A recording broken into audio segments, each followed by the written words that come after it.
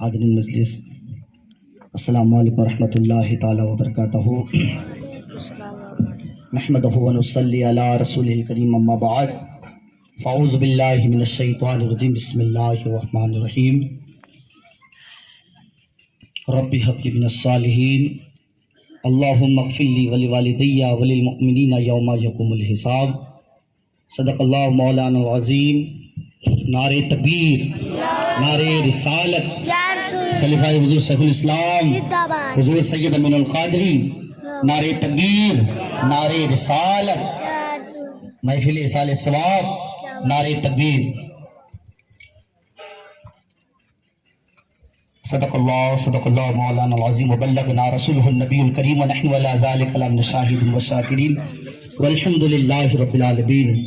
داد توحید کے متوالوں، شمعی رسالت کے پروانوں، غوث اعظم کے دیوانوں، اولیاء امت کے طلبگاروں، سرور کونین سلطانت دارین جد الحسن والحسین، صبح کائنات کے شمس دہا، شام کائنات کے بدر و دجا، محمد عرب روح الفدا صلی اللہ تعالیٰ علیہ وسلم کی بارگاہ بے کسب نام عقیدت کے ساتھ، محبت کے ساتھ جھم جھم کر کے درود شریف کا نذرانہ پیش کرے پر بلند آواز سے اللہم صلی علی سیدنا مولانا محمد وبارک وسلم، صلو علیہ الصلوۃ والسلام علیک یا رسول اللہ صلی اللہ تعالیٰ علیہ وسلم۔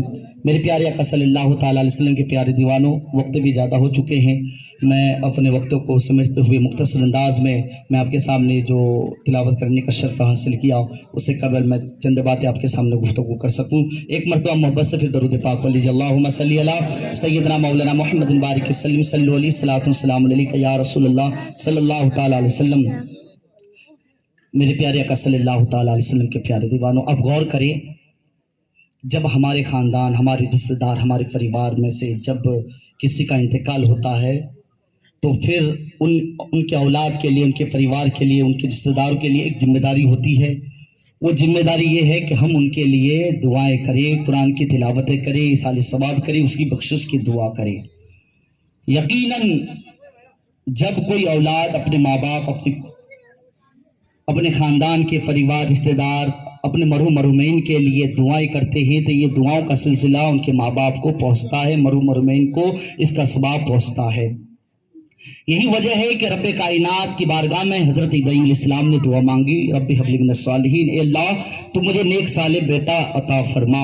آخر یہ دعا کیوں مانگی؟ اس لیے مانگی کیونکہ حضرت ابراہیم علیہ السلام جانتے تھے کہ جو نیک اولاد ہوگا یقیناً وہ نیک اولاد اپنے ماں باپ کے لیے دعائیں کریں گے، قرآن کریم کی تلاوتیں کریں گے، نماز کی پابندی کریں گے، اور جو اولاد نماز پڑھیں گے، قرآن کی تلاوتیں کریں گے تو یقیناً نیک اولاد اپنے ماں باپ کے لیے بھی، اپنے مرحوم مرحومین کے لیے بھی دعائیں کریں گے۔ کہہ دیجیے سبحان اللہ۔ تو میرے دوستو بزرگوں، ذرا غور کرے کہ آج ہم قرآن صرف تبھی پڑھتے ہیں جب ہمارے خاندان میں، ہمارے پریوار میں، اپنے گھر میں کوئی کسی کا انتقال ہوتا ہے تب۔ حالانکہ ایسا نہیں ہونا چاہیے۔ آپ اندازہ لگا سکتے ہیں کہ جب کوئی زندہ کسی مردے کے لیے قرآن پڑھے تو اس سے یعنی مرحوم کو جب ثواب پہنچ سکتا ہے، جب اسے فائدہ پہنچ سکتا ہے، تو جب کوئی زندہ اپنے مقصد کے لیے، اپنی کامیابی کے لیے قرآن پڑھ کر اللہ کی بارگاہ میں دعا کرے تو اللہ کیوں نہیں کامیابی عطا فرمائے گا؟ ذرا غور کریں۔ تو میرے دوستو بزرگوں، اس لیے قرآن صرف ہمیں کسی مرحوم کے لیے نہیں پڑھنا ہے، بلکہ قرآن کو پڑھنے کی ہمیں عادت بنا لینی چاہیے۔ اور قرآن پڑھنے والا جب قرآن پڑھتا ہے، جب پورے قرآن کی تلاوت کرتا ہے، پھر رب کی بارگاہ میں دعائیں مانگتے ہیں۔ میرے آقا فرماتے ہیں کہ جب پورے قرآن کی تلاوت کر کے بندہ رب کی بارگاہ میں دعا کرتا ہے، قرآن کی تلاوت کی برکت سے اللہ اس بندے کی دعا میں 4000 فرشتے اس کے لیے آمین کہتے ہیں۔ اب بتائیے کہ جس دعا میں فرشتے آمین کہے، یقیناً وہ دعا رب کی بارگاہ میں قبول ہوا کرتی ہے۔ تو اس لیے ہمیں چاہیے، اب غور کریں، عیسیٰ پیغمبر کا زمانہ تھا۔ عیسیٰ علیہ السلام فرماتے ہیں کہ میں جب یہ قبرستان سے میرا گزر ہوا تو میری نظر یہ قبر پر پڑی تو میں نے کیا دیکھا کہ اس قبر میں جہنم کی آگ کے شعلے نکل رہے ہیں، جہنم کی گڑی بنی ہوئی ہے، اور اس قبر میں اس بندے کو عذاب الہی میں مسلط کر دیا گیا۔ تو ابراہیم پیغمبر فرماتے ہیں مجھے بڑا افسوس ہوا، لیکن میرا جب واپسی اسی قبرستان سے گزر ہوا تو آپ فرماتے ہیں کہ جب میں اس راستے سے گزرا تھا تو اس کی قبر جہنم کی گڑی بنی ہوئی تھی، وہ جنتی یعنی وہ جہنمی بن چکا تھا، اس کی قبر میں جہنم کے آگ کے شعلے نکل رہے تھے، لیکن جب میرا وہاں سے گزرنا ہوا اور پھر اسی راستے سے جب میرا واپسی گزر ہوا، جب واپسی کے موقع پر میں نے دیکھا، میری نظر جب اسی قبر پر پڑی تو میں نے کیا دیکھا، وہ قبر جو جہنم کی گڑی بنی ہوئی تھی، وہ قبر جس قبر سے جہنم کی آگ کے شعلے نکل رہے تھے، اب وہ قبر گل گلزار بن چکی ہے، جنت کا حقدار بن چکے ہیں وہ بندے جس پر جو ہے عذاب الہی مسلط کر دیے گئے تھے۔ تو عیسیٰ پیغمبر فرماتے ہیں کہ مجھے بڑا تعجب ہوا کہ اس کی قبر جہنم کی گڑی بنی ہوئی تھی، اب جنت کا باغ بن چکا ہے، آخر بات کیا ہے؟ تو اب تعجب کی نگاہ سے رب کی بارگاہ میں عرض کی میرے مولا، میرے پروردگار، آخر اسے یہ جو مقام ملا کس بدولت سے ملا؟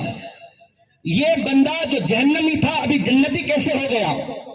تو جب عیسیٰ علیہ السلام جب رب کی بارگاہ میں اسرار کرنے لگے، عرض کرنے لگے، تو اللہ رب العزت عیسیٰ پیغمبر سے فرمایا کہ اے میرے پیغمبر، یہ سب سے بڑا گنہگار تھا، اس کو اس کی بدعمالی کی سزا مل رہی تھی، لیکن مرنے کے وقت اس کے گود میں ایک چھوٹا سا بچہ تھا، تو مرتے وقت جو ہے اپنی بیوی کو وصیت کر گیا کہ میں نے دنیا میں بہت گناہ کیا، میں بدکار ہوں، گنہگار ہوں، سیاکار ہوں، لیکن میری طرح میرے بچوں کو مت بنانا، میرے بچے کو جو ہے اللہ کا نام سکھانا، کہہ دیجئے سبحان اللہ، میرے بچے کو اللہ کا نام سکھانا، ہو سکتا ہے کہ میری بدعمالی کی وجہ سے اللہ میری قبر میں عذاب الہی مسلط نہ کر دے، تو میرے بچوں کو اللہ کا نام ضرور سکھانا۔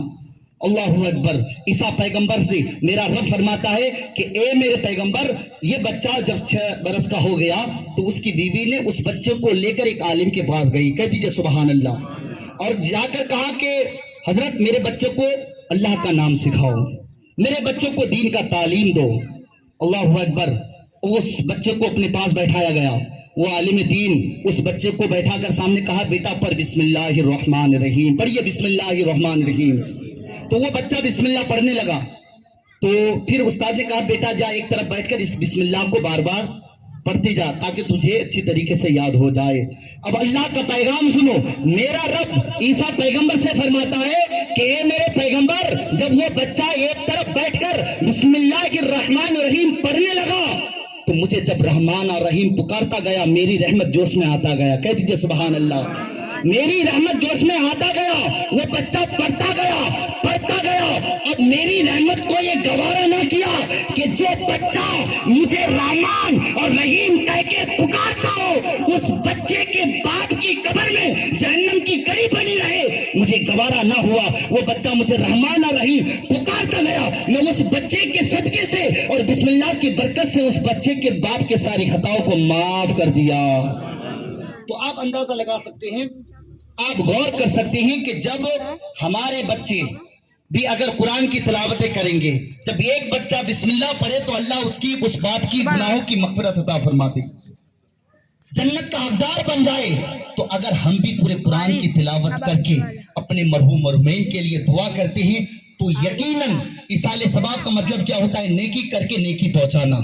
تو یقیناً ہم جب کسی کے لیے ایصال ثواب کرتے ہیں تو وہ ثواب اپنے مرحوم مرحومین تک پہنچتا ہے۔ یہ اولاد کی اور سب پریوار کی ذمہ داری ہے کہ ہم ان کے لیے دعا کریں، اور میرے دوست بزرگ اپنی موت کو بھی یاد کریں۔ مختصر میں آپ کو سمجھانا چاہوں گا، موت کو بھی یاد کریں۔ اللہ اگر موت کی تکلیف ہم پر مسلط کرتے تو ہم موت کی تکلیف کو برداشت نہیں کر سکتے۔ موت کیا ہے؟ آپ موت کو آسان نہ سمجھیں۔ زندہ بکری کی چمڑی کو اگر نکالا جائے تو اس بکری کو کتنی تکلیف ہوگی، ایسے تکلیف جب انسان کے جسم سے روح کو نکالی جاتی ہے ایسی تکلیف ہوتی ہے۔ بتایا جاتا ہے ببل کے جو کانٹے ہوتے ہیں نا، جو جھاڑ ہوتے ہیں کانٹے کے جھاڑ، اس میں اگر کپڑا کو رکھ دیا جائے اور کھینچا جائے تو کپڑا کیسے ریزہ ریزہ ہو جائے گا۔ جب انسان کی روح نکالی جاتی ہے نا تو ہمارا جسم ریزہ ریزہ ہو جاتا ہے۔ بتایا جاتا ہے کہ اگر اسے 7 سمندر کے پانی بھی اگر پلا دیا جائے تب بھی اس کی پیاس نہیں بجھ سکتی۔ المختصر میں آپ کو بتانا چاہوں گا کہ حضور صلی اللہ تعالیٰ علیہ وسلم اپنی امت سے کتنا محبت فرماتے ہیں۔ اور پھر موت کی تکلیف کیا ہے؟ جب اللہ کے رسول صلی اللہ تعالیٰ علیہ وسلم کا وصال شریف کا وقت قریب ہوا. مختصر میں آپ سمجھیے، یعنی اللہ کے فرشتے حضرت ملک الموت علیہ السلام جب حضور کی خدمت میں حاضر ہوئے، حاضر ہو کر اللہ کے رسول صلی اللہ تعالیٰ علیہ وسلم کی بارگاہ میں سلام پیش کیا. کہا کہ یا رسول اللہ، میں رب کی حکمت سے آپ کی بارگاہ میں آپ کی خدمت میں حاضر ہوا ہوں. رب کا حکم ہے کہ میں آپ کی روح کو قبضہ کروں، لیکن اللہ کا حکم یہ بھی ہے کہ آپ کے اجازت کے بغیر میں آپ کی روح کو قبضہ نہیں کر سکتا. اگر آپ کی اجازت ہو تو، ورنہ نہیں. اللہ اکبر. جب ملک الموت علیہ السلام جب حضور کی بارگاہ میں ایسے عرض کرنے لگے تو میرے نبی نے اللہ کے مقدس فرشتے سے فرمایا کہ اے فرشتے بتا موت کی تکلیف کیا ہے. اللہ اکبر. موت کی تکلیف کیا ہے؟ تو وہ فرشتے رب کی بارگاہ میں، حضور کی بارگاہ میں عرض کرنے لگے یا رسول اللہ، موت کی تکلیف تو بہت زیادہ ہے، اتنی زیادہ تکلیف ہے کہ ایک طرف 70,000 تلوار کا جھٹکا، یعنی اتنی زیادہ تکلیف موت میں ہے. 70,000 تلوار کی جھٹکا. بتائیے 70,000 تلوار کا جھٹکا اگر ایک جھٹکے میں اگر ہمارے جسم کے کسی حصے کو کاٹ دے، اگرچہ گردن نہ کاٹے، ہاتھ کاٹ دے، پیر کاٹ دے، جسم کا کسی بھی حصے کو اگر کاٹ دے تو دوسری بار وہ بندہ یہ نہیں کہے گا کہ میرے جسم پر پھر ایک وار کیا جائے. تو ہم ایک وار کی درد کو برداشت نہیں کر سکتے، تو موت میں کتنی تکلیف ہے. اب ذرا غور کریں، ذرا سوچیں. تو جب میرے نبی کریم صلی اللہ تعالی علیہ وسلم کی بارگاہ میں جو ہے اس مقدس فرشتے نے عرض کیا تو اللہ کے رسول نے صلی اللہ تعالی وسلم نے اللہ کے مقدس فرشتے سے فرمایا کیا یہ تکلیف میری امت کو بھی ہوگی؟ اللہ اکبر. میری امت کو بھی ہوگی؟ تو اللہ کے مقدس فرشتے نے کہا یا رسول اللہ ہاں آپ کی امت کو بھی یہ تکلیف ہوگی. آپ اندازہ لگا سکتے ہیں کہ اللہ کے رسول صلی اللہ تعالی علیہ وسلم کے دل میں کیا گزر ہوا، کیا محسوس ہوا. کیوں؟ اس لیے کہ اللہ کے رسول صلی اللہ تعالی علیہ وسلم اپنی امت سے اس قدر محبت کرتے، اس قدر محبت کرتے، اس قدر محبت کرتے کہ ایک مرتبہ ایسا ہوا کہ حضور بیٹھ کر نماز پڑھ رہے تھے. بیٹھ کر نماز پڑھ رہے تھے. کسی نے پوچھا یا رسول اللہ بیٹھ کے نماز پڑھ رہی؟ تو میرے آقا نے فرمایا ہاں میری امت کے غم میں مجھے بڑھاپا کر دیا، میری امت کے غم نے مجھے بڑھاپا کر دیا. اب غور کریں، حضور صلی اللہ تعالی علیہ وسلم اپنی امت کی یاد میں اس قدر روتے، اس قدر روتے. صحابہ فرماتے میرے نبی کے سینے سے ایسی آواز نکلتی جیسے ہڈیاں ہانڈی میں ابل رہی ہو. اس قدر روتے تھے اپنی امت کی غم میں. تاریخ شاہد ہے میرے نبی سجدے میں گئے، اپنی امت کو یاد کیا. دنیا میں آئے، اپنی امت کو یاد کیا. قبر میں تشریف لے گئے، اپنی امت کو یاد کیا. رب حبلی امتی، رب حبلی امتی، رب حبلی امتی. میرے مولا، میرے پروردگار میری امت کو میرے حوالے فرماتے. الصالحون للہ والطالحون لی. میرے مولا، میرے پروردگار میری امت کے جتنی بھی نیک ہے تو لے لے، گنہگار کو میرے حوالے فرماتے. ایسے محبت فرماتے تھے میرے آقا اپنی امت سے. میرے آقا کریم صلی اللہ تعالی علیہ وسلم جو ہے کئی ماہ سے زیادہ، 70 ماہ سے زیادہ حضور اپنی امت سے ماں وہ محبت کا پیغام پیش نہیں کر سکتی جو حضور اپنی امت سے محبت کرتے تھے. تو اللہ کے رسول صلی اللہ تعالی علیہ وسلم ایک مرتبہ درود پڑھ لیجیے. اللہ کے رسول صلی اللہ تعالی علیہ وسلم کی خدمت میں جب ملک الموت نے کہا ہاں یا رسول اللہ آپ کی امت کو بھی یہ تکلیف ہوگی، میرے آقا امت کی غم میں رونے لگے. اس قدر رونے لگے، اس قدر رونے لگے. روتے روتے جو ہے جب تک چاہا میرے نبی امت کی غم میں روتے رہے. رونے کے بعد جو ہے میرے آقا کریم صلی اللہ تعالی علیہ وسلم روتے ہوئے ملک الموت سے فرمایا کہ اے فرشتے جا، میری روح کو آپ اس وقت تک قبضہ نہیں کر سکتے. جا میری رب کی بارگاہ میں جاؤ اور میرے رب کی بارگاہ میں جا کر اس بات کی ضمانت دے لے جب تک مجھے یہ ضمانت نہ مل جائے تب تک مجھے اجازت نہیں ہے کہ آپ میری روح کو نکال سکے. ضمانت کیا؟ میرے آقا نے فرمایا ضمانت دلا دو، وہ ضمانت جو موت کی تکلیف ہوتی ہے، اس موت کی تکلیف کو، میری امت کی ساری تکلیف کو، میری روح کو نکالنے کے وقت مجھے دے دیا جائے۔ اللہ اکبر، اندازہ لگائیے، غور کرے، میرے آقا نے فرمایا میری امت کی ساری تکلیفیں مجھے دے دیا جائے اور میں امت کی ساری تکلیف کو برداشت کر سکتا ہوں، میری امت کو یہ تکلیف میں گوارا نہیں کر سکتا۔ اس لیے میرے دوستو، حضور سے محبت کرو، حضور کی سنت پر عمل کرو۔ دنیا میں بہت ہمارے رشتہ دار ہے، جب تک ہم زندہ ہے رشتہ دار ہے، انسان کی روح نکل جاتی ہے سارے رشتے ٹوٹ جاتے ہیں، یہاں تک کہ میاں اور بیوی کا بھی رشتہ ٹوٹ جاتا ہے، سارے رشتے ختم۔ لیکن یہ وہ رشتہ ہے جو حضور سے محبت کرتے ہیں، وہ دنیا میں بھی قائم، قبر میں بھی قائم اور آخرت میں بھی قائم۔ حق تو یہ ہے کہ آپ کی یہ محبت کی سبب سے حضور آپ کی شفاعت بھی فرمائیں گے۔ تو یہ رشتہ جس نے رسول سے جوڑ لیا یہ کبھی ختم ہونے والا نہیں ہے، تو حضور سے محبت کریں۔ تو میرے نبی نے فرمایا کہ میں ساری تکلیف کو برداشت کر سکتا ہوں، میری امت کو ذرا سا تکلیف ہو یہ میں گوارا نہیں کر سکتا ہوں۔ ابھی میرے آقا کریم صلی اللہ تعالی علیہ وسلم نے فرمایا، اتنے میں اللہ کا حکم ہوا، ملک الموت سے فرمایا کہ فرشتے جا تو میرے محبوب کو یہ خوشخبری سنا دے کہ جو آپ کے چاہنے والے ہوں گے، جو آپ کے دیوانے ہوں گے، جو آپ کی امت ہوگی اور آپ سے محبت کریں گے، اس کی روح ایسی آسانی سے نکالی جائے گی جیسے گندے ہوئے آٹوں سے بال نکالے جاتے ہیں۔ تو اگر آپ چاہتے ہیں کہ ہمیں موت کی تکلیف نہ ہو تو پھر حضور سے محبت کریں، اور یقیناً جب آپ حضور کی محبت میں جئیں گے، مریں گے، تو ہماری روح ایسی نکالی جائے گی کہ ہمیں مرنے کا احساس بھی نہیں ہوگا۔ تو آئیے ہم حضرت کی سواگت نعرے تک بھی نعرے رسالت سے کرتے ہیں۔ اللہ رب العزت سے دعا ہے کہ ہم سب کو جو ہے اپنی موت کو یاد کرنے کی توفیق عطا فرمائے، اور جو ہے زیادہ سے زیادہ ہمیں قرآن کی تلاوت کرنے کی توفیق عطا فرمائے، اور اب زیادہ سے زیادہ اپنے مرحوم مرحومین کے لیے سال ثواب کرے، کلمہ شریف بھی پڑھے۔ اللہ کے رسول فرماتے ہیں کہ اگر ہم کلمہ شریف لا الہ الا اللہ محمد رسول اللہ یہ اگر ہم پڑھ کر کسی مرحوم کے لیے 1000 مرتبہ پڑھ کر اسے بخشش کرتے ہیں یعنی بخشتے ہیں تو اللہ اس کی بخشش عطا فرماتا ہے۔ کہہ دیجئے سبحان اللہ۔ تو پھر ہر ایک کے لیے ذمہ داری ہے کہ ہم اپنے مرحوم مرحومین کو یاد کریں۔ ایسا نہیں کہ ہمارے باپ دادا جو گزر گئے بس اسی کے لیے پڑھنا، نہیں، آپ پڑھ کر ساری امت کے لیے دعا کریں۔ یقیناً امت میں جتنی بھی یعنی جب سے جو ہے آدم سے لے کے آج تک جتنی بھی میت ہے، ہر مرحوم کے فردے میں ایک ایک نیکی ہمارے نامہ اعمال میں بھی عطا فرماتا ہے۔ اب دنیا میں اربوں خربوں جو ہے مرحوم مرحومین اس دنیا سے چل بسے ہیں۔ تو آئیے حضرت کی سواگت پھر سے کرتے ہیں۔ نعرے تکبیر، نعرے رسالت، خلیفہ حضور شیخ الاسلام حضور سید امین القادری، محفل ایصال ثواب، نعرے تکبیر، نعرے رسالت۔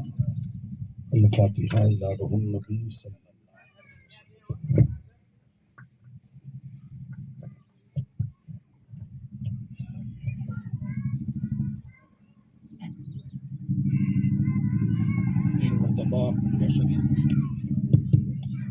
تین مرتبہ کلہ شریف، ایک مرتبہ الحمد شریف، اول آخر درود شریف پڑھ کر نبی آل نبی امت نبی کی بارگاہ میں ثواب پیش کرتے ہوئے جن مرحومین کے لیے تشریف لائے ہیں ان کی ارواح پاک کو ثواب پہنچاتے ہیں۔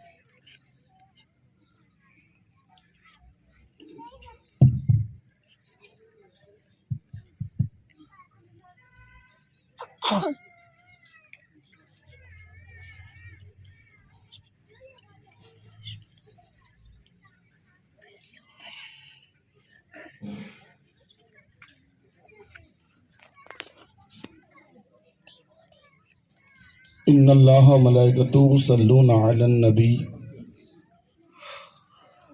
يا أيها الذين آمنوا صلوا عليه وسلموا تسليما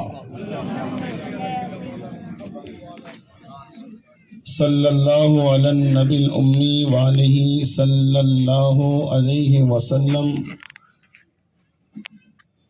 صلاة وسلاما عليك يا رسول الله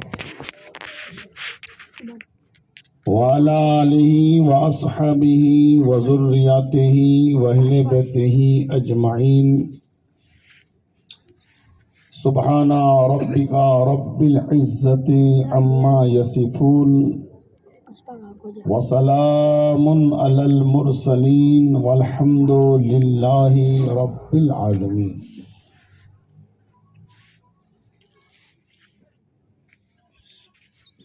معزز سامعین کرام، قابل صد احترام بزرگوں، دوستوں، عزیز بچوں، پردہ نشین ماں بہنیں، منبر نور پہ جلوہ فرما علماء کرام، سادات اعظام، خلفائے شیخ الاسلام، السلام علیکم ورحمۃ اللہ وبرکاتہ۔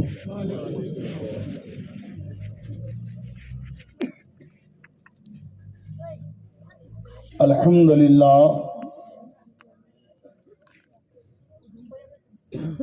الحمدللہ رب العالمین والعاقبۃ للمتقین والصلاة والسلام علی سید الانبیاء والمرسلین وعلى آلہ وأصحابہ وذریاتہ وأہل بیتہ اجمعین، اما بعد، فاعوذ باللہ من الشیطان الرجیم، بسم اللہ الرحمن الرحیم۔ قال اللہ تعالی فی قرآن العظیم والفرقان الحمید، شہر رمضان الذی انزل فیہ القرآن۔ صدق اللہ العلی العظیم وصدقنا رسولہ النبی الامین الکریم، ونحن علی ذلک لمن الشاہدین والشاکرین والحمد للہ رب العالمین۔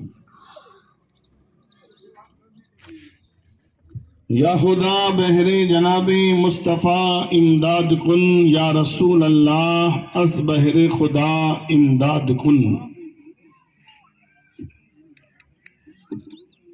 یا شہید کربلا، یا دافع کرب و بلا، گر رخاں سے زادہ گل کو قبا امداد کن۔ غوث اعظم بمنی بے سرو ساما مدد قبلہی دی مدد کعبہی ایما مدد،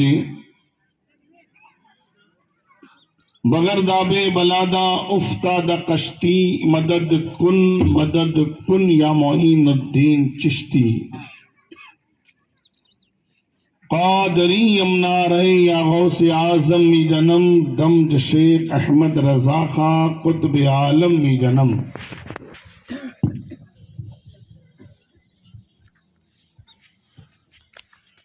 سب سے پہلے آقا نامدار، مدینے کے تاجدار، دونوں عالم کے مالک و مختار، جناب احمدی مصطفیٰ محمد عربی روح فدا صلی اللہ علیہ وسلم کی بارگاہ میں جھوم کر، عشق میں ڈوب کر، بآواز بلند حدیث درود شریف پیش فرما دے۔ محمد وبارک سلم صلو علیہ صلی اللہ علیہ وسلم، صلاۃ و سلام علیک یا رسول اللہ۔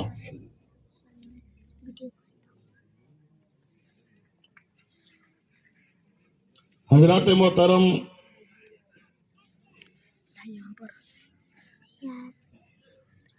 ابھی آپ مجھ سے قبل مدنی مسجد کے خطیب و امام अजीज़म हजरत अल्लामा मौलाना शेर मोहम्मद साहब से बड़ी नफीस गुफ्तगू समात फरमा रहे थे। दुआ करता हूँ अल्लाह ताला हजरत की मोहब्बतों को, आपकी समाअतों को अपनी बारगाह में कबूल फरमाए। बरोज़े क़यामत हम सब के लिए, खुसूसन मरहुमीन के लिए बख्शिश व नजात का जरिया बनाए। थोड़ी देर मुझे भी आप लोग बर्दाश्त कर ले,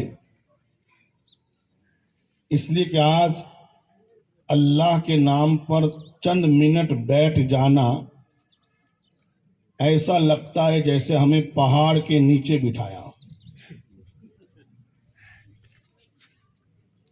दुनिया के लिए तो हम 1 घंटा नहीं कई दिन दे सकते हैं, मगर अल्लाह रसूल के लिए, हमारे लिए 1 मिनट भी मेरे दोस्तों देना हो तो बहुत मुश्किल हो जाता है।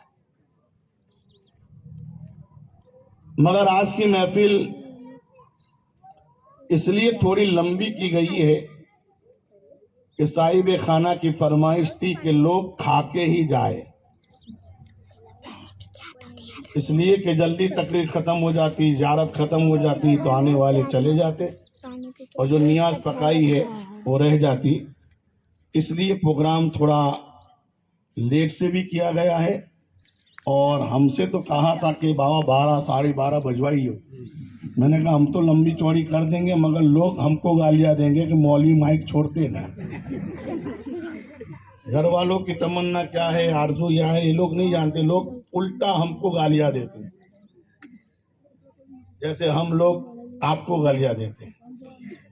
अल्लाह ताला आपका बैठना सुनना सब अपने महबूब के सदके अपनी बारगाह में कबूल फरमाए।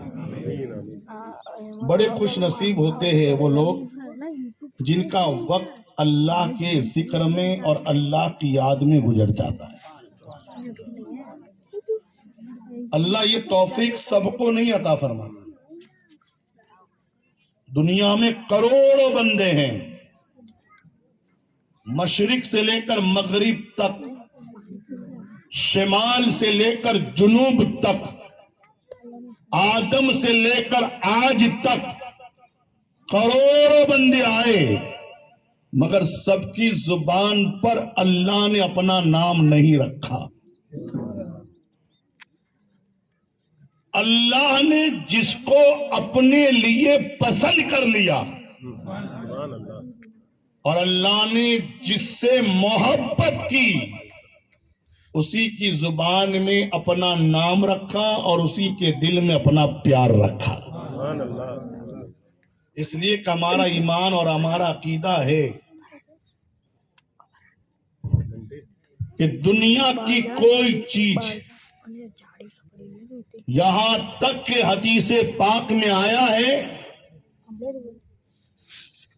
कि जर्रा भी अपनी मर्जी से हट नहीं सकता और दरख्त का पत्ता भी अपनी मर्जी से हिल नहीं सकता। कह दीजिए, दरख्त का पत्ता भी हिलता है तो खुदा की मर्जी से। तो मुझे कह लेने दिया जाए कि जब दरख्त का पत्ता अल्लाह की मर्जी के बगैर हिल नहीं सकता तो हम अल्लाह की मर्जी के बगैर उसके जिक्र में बैठ भी नहीं सकते। यहाँ पर मुझे एक लतीफा याद आया। एक चोर आम की सीजन में, कैरी के मौसम में, इसलिए कि आज लोगों को आदत है कि जहां देखते हाथ मारते हैं, बाप का समझकर सब मेरे दोस्तों खाने की कोशिश कर लेते हैं। एक चोर दरख्त पर चढ़ा और आम तोड़ने लगा। खेत के मालिक ने देख लिया, करीब गया और कहा नीचे आ। नीचे आया और जूता मारना शुरू किया। कई जूते मारे। शर्म नहीं आती किसी के झाड़ से बगैर इजाजत के कैरियां तोड़ता है? तो चोर कहता है तूने अल्लाह का कलाम नहीं पढ़ा। देखो चोर भी अब अल्लाह के कलाम पढ़वाते हैं। اس کا مطلب یہ ہے کہ ہر اللہ کی بات کرنے والوں کو بھی آپ اپنا مت سمجھنا. کبھی کبھی شیطان بھی خدا کا نام لے کر تمہارے پاس آ سکتا ہے. وہ چور کہتا ہے کہ تو نے اللہ کا کلام نہیں پڑھا. کیا ہے کہ اللہ فرماتا ہے کہ پتا پتا میری مرضی سے ہلتا ہے. تو جب خدا کی مرضی کے بغیر پتا نہیں ہل سکتا تو یہ 6 فٹ کا انسان خدا کی مرضی کے بغیر درخت پر چڑھ گیا ہوگا. یعنی کرتا وہ ہے چوری غلط کام اور اس کا الزام بھی خدا پر. اللہ کی مرضی کے بغیر میں چڑھ گیا ہوگا, اس میں بھی اللہ کی مرضی. تو کھیت کا مالک تھا, وہ بھی بہت سمجھدار تھا, ہوشیار تھا, چالاک تھا. اس نے جوتا اٹھایا اور اٹھا کر چور کو مارا کہ سن, جب پتا اللہ کی مرضی سے نہیں ہلتا نا تو یہ جوتا بھی خدا کی مرضی کے بغیر نہیں پڑتا. تو میرے دوستو, بہت خوش نصیب ہے آپ لوگ کہ آپ لوگ جب تک یہاں پر بیٹھے رہیں گے, اور آپ پریشان بھی میں زیادہ نہیں بٹھاؤں گا, جتنی دیر آپ بیٹھیں گے, یہ کل تک کسی کی زمین ہو, کسی کا پلاٹ ہو, کسی کا حصہ ہو, مگر میرے آقا فرماتے جب تک یہاں پر اللہ اور اللہ والوں کا ذکر ہوتا ہے وہ جگہ جنت کا باغیچہ بن جاتا ہے. گویا آج ابھی ہم کسی کے پلاٹ میں یا کسی کی جگہ میں نہیں, ذکر مصطفیٰ اور ذکر خدا کے صدقے میں ہم جنت کے باغیچے میں بیٹھے. اور میرا ایمان کہتا ہے خدا جب یہاں ہم کو جنت میں بٹھائے گا تو اس کے صدقے اللہ ہم کو وہاں کی جنت بھی عطا فرمائے گا. کہ محمد سے وفا تو نے تو ہم تیرے ہیں, یہ جہاں چیز ہے کیا لوہ قلم تیرے ہیں. محمد کی محبت دین حق کی شرط اول ہے, اسی میں ہو اگر خامی سب کچھ نامکمل ہے. کیا بھروسہ ہے زندگانی کا آدمی بلبلا ہے پانی کا. کیا بھروسہ ہے زندگانی کا آدمی بلبلا ہے پانی کا. یہ استقامت پیغام سفر دیتی ہے, زندگی موت کے آنے کی خبر دیتی. میں نے جس آیے کریمہ کو عنوان خطاب بنایا, اللہ تبارک و تعالی ارشاد فرماتا ہے شہر رمضان الذی انزل فیہ القرآن. کہہ دیجیے. اب چند گھڑیوں کے بعد ہو سکتا ہے آج بھی ہمارے سامنے یہ ماہ مبارک آ جائے. یہ الگ بات ہے کہ ہم رمضان المبارک کی بھی قدر نہیں کرتے, رمضان کی اہمیت کو ہم نہیں جانتے, رمضان کے مقام کو آج تک ہم نے سمجھا نہیں. اندازہ لگاؤ جس کے بارے میں آمینہ کا لال, عبداللہ کا لگتے جگر, مصطفیٰ جان رحمت جس کے بارے میں فرما دے, بتاؤ اس کی عظمتوں کا عالم ہمارے دل میں کیا ہوگا. آج ہم صدیق اکبر سے کیوں محبت کرتے ہیں, آج ہم فاروق اعظم سے کیوں پیار کرتے ہیں, آج ہم عثمان ذوالنورین اور علی شیر خدا مشکل کشا سے اتنا لگاؤ کیوں رکھتے ہیں. اس لیے کہ یہ وہ لوگ ہیں جس کی عظمت کو خود میرے نبی نے بیان فرمایا. اندازہ لگاؤ اگر کسی کی عظمت کو رئیس المحققین, سلطان الواعظین, سید المفسرین, امام الحمام محمد مدنی بیان کر دے تو ہر اشرفی کی نظر میں وہ عظمت والا ہو جاتا ہے. اس لیے کہ اس کی عظمتوں کو میرے دوست شیخ الاسلام نے بیان کیا. اگر کسی کی عظمت کو غریب نواز بیان کر دے تو سارے ہندوستان والوں کی نظر میں وہ عظمت والا ہو جاتا ہے. اس لیے کہ اس کو خواجہ نے بیان فرمایا ہے تو جس کی